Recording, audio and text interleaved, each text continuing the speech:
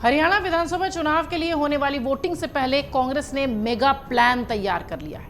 हरियाणा चुनाव के अंतिम दिनों में ताबड़तोड़ प्रचार के लिए कांग्रेस नेता राहुल गांधी और प्रियंका गांधी चुनावी समर में उतरे। भाई बहन की जोड़ी सोमवार से हरियाणा में चुनावी रथ निकाल रही है। यह रथ 30 सितंबर से 3 अक्टूबर तक वहीं हरियाणा की जमीन पर दिखाई पड़ेगा। हरियाणा विधानसभा चुनाव 2024 को लेकर कांग्रेस पार्टी आश्वस्त है कि इस बार सरकार उसी की बन रही है। इसको लेकर पार्टी पूरा जोर भी लगा रही है। हरियाणा चुनाव में अब कांग्रेस पार्टी राहुल गांधी के चेहरे और रथ यात्रा के जरिए जीत हासिल करने की स्ट्रैटेजी पर काम कर रही है। बहुत कम समय बचा है। राहुल गांधी इस यात्रा के दौरान गाड़ी के जरिए रोजाना 100 किलोमीटर लगातार कई विधानसभा क्षेत्रों में प्रचार करते हुए दिखाई पड़ेंगे। कांग्रेस ने रणनीति के तहत रैलियों की बजाय रथ यात्रा का प्लान किया है ताकि अधिक से अधिक विधानसभा क्षेत्रों तक पहुंचा जा सके। रथ यात्रा के रूट प्लान से यह अंदाजा लगाया जा सकता है कि कांग्रेस अपने दुर्ग को और मजबूत करने के साथ बीजेपी के गढ़ में सेंध लगाने की तैयारी कर रही है। 2019 के चुनाव में नारायणगढ़, सांढौरा, लांडवा और मुलाना में कांग्रेस की जीत जो थी वो थी और पहले से यहां पार्टी मजबूत भी रही है। इसलिए रथ यात्रा निकालने का मकसद है कि इन सीटों में कार्यकर्ताओं में मजबूती से जोश भरा जा सके और अपना जो जनाधार है उसे बरकरार रखा जा सके। बीजेपी ने सीएम नायब सिंह सैनी को लाडवा से उतारा है, इसलिए ये हॉट सीट भी है। शाहबाद में जेजेपी के विधायक रामकरण काला कांग्रेस में शामिल हो चुके हैं। यहां मजबूत प्रत्याशी हैं। थानेसर पिछले 10 साल से बीजेपी का गढ़ रहा है। पीएम नरेंद्र मोदी ने सबसे पहले कुरुक्षेत्र की रैली से शुरुआत की थी। हरियाणा में चुनाव प्रचार का आगाज हुआ था।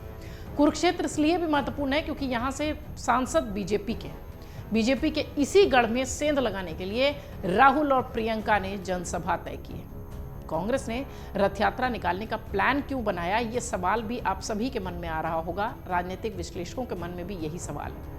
दरअसल कांग्रेस की यात्रा निकालने का मकसद है कि इन सीटों पर पार्टी को और मजबूती मिले और कार्यकर्ताओं में जोश भरा जा सके।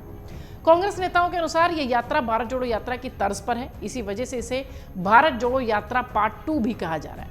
इस यात्रा का रूट तो अभी सार्वजनिक नहीं किया गया है, लेकिन हाँ, इतना तय है कि यात्रा के रूट में वो सारी सीटें शामिल होंगी जहां पर कांग्रेस जीतने की स्थिति में दिख रही है।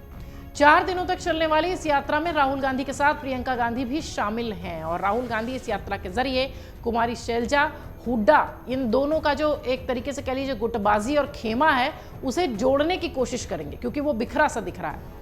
राहुल गांधी अब तक असंध और बरवाला में 2 रैलियां कर चुके हैं, लेकिन अब रैलियों के स्थान पर रथ यात्रा का प्लान है ताकि अधिक से अधिक क्षेत्र में प्रचार प्रसार किया जा सके। 5 अक्टूबर बहुत नजदीक है। 90 सीटों पर वोटिंग होगी। 8 अक्टूबर को परिणाम आएंगे। इससे पहले आपको याद होगा 1 अक्टूबर को विधानसभा के चुनाव होने वाले थे, लेकिन डेट बाद में चेंज की गई। बिश्नोई महासभा की तरफ से चुनाव आयोग को पत्र लिखा गया था, जिसके बाद तारीखों में बदलाव हुआ। हरियाणा में मुख्य मुकाबला अगर देखिए तो कांग्रेस बीजेपी का ही है।